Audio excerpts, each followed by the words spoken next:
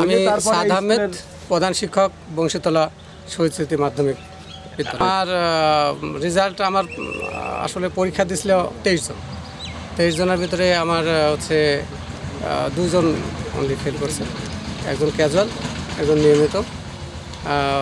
রেজাল্টে আমি সন্তুষ্ট, কিন্তু আমার মনে হয় জিপিএ 5 কয়েকজনের পাওয়া দরকার ছিল, কাছাকাছি থেকে ইয়ে হয়েছে। সেটা এই দুর্বলতাটা যাতে হয়তো কোথায় লিকেজ, মানে গার্ডিয়ান প্লাস শিক্ষক ছাত্র সবাই মিলে আমরা একটু বসে মানে পরবর্তীতে যাতে এটা ওভারকাম করতে পারি সেই বিষয় নিয়ে আমরা মত বিনিময় করি বা করার ইচ্ছা আছে এবং নিয়মিত করি। এবারও এই ফলাফলটা নিয়ে করব। বিদ্যালয়ের ছাত্রছাত্রী কতজন? ছাত্রছাত্রী আমার মোটামুটি 200+।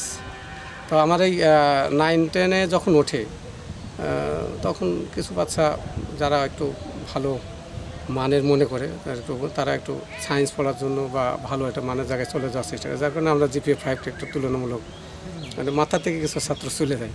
আচ্ছা, বিদ্যালয়টা তো অনেক দিন হয়ে গেল, কিন্তু বিদ্যালয়ের কোনো পরিবর্তন না হয়, অবকাঠামো নিয়ে যদি বলতেন। অবকাঠামো আসলে পরিবর্তন হওয়ার বিষয়টা এই বিদ্যালয়টা 1994 সালে এলাকার ছাত্র, ওই তৎকালীন ছাত্র এবং অভিভাবক বিভিন্ন মানে শিক্ষা অনুরাগী মানুষের সহযোগিতায় বিদ্যালয়টি আমাদের বংশীতলা গ্রামে যে 5ই সেপ্টেম্বর 1971 সালে 5ই সেপ্টেম্বর যুদ্ধ হয়, এই যুদ্ধে যে সমস্ত মুক্তিগামী তরুণ মুক্তিগামী মানুষগুলো যে শহীদ হন তাদের শহীদদের স্মরণে এই বিদ্যালয়টি প্রতিষ্ঠিত, বংশীতলা শহীদ স্মৃতি মাধ্যমিক বিদ্যালয়। আমরা স্বীকৃতি পেয়েছি নিম্ন মাধ্যমিক পর্যন্ত, আর বাকিটা আমরা প্রসেসিংয়ে আছে।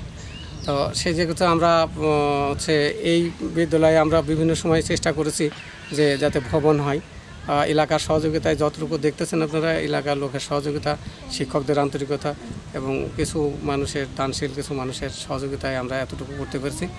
আর আমি মাননীয় সংসদ সদস্য জনাব মাহবুবুল আলম হানিফ ভাইকেও এই বিষয়টা অবগত করছি। উনি আশ্বাস দিয়েছেন পূর্ণই যে যেহেতু এটা শহীদদের স্মরণে প্রতিষ্ঠিত, এটা আমার দায়িত্ব এবং আমার কর্তব্য, আপনাকে নতুন করে কিছু বলা লাগবে না, এতদিন দিতে পারিনি এটাও আমার ব্যর্থতা, যেহেতু এমপিও ছিল না বলে একটা বাধ্যবাধকতা ছিল, তাই এখন এমপি হয়েছে, আমি আমার দায়িত্ববোধ থেকেই আমি আপনাদের ভবনটা করে দেবো।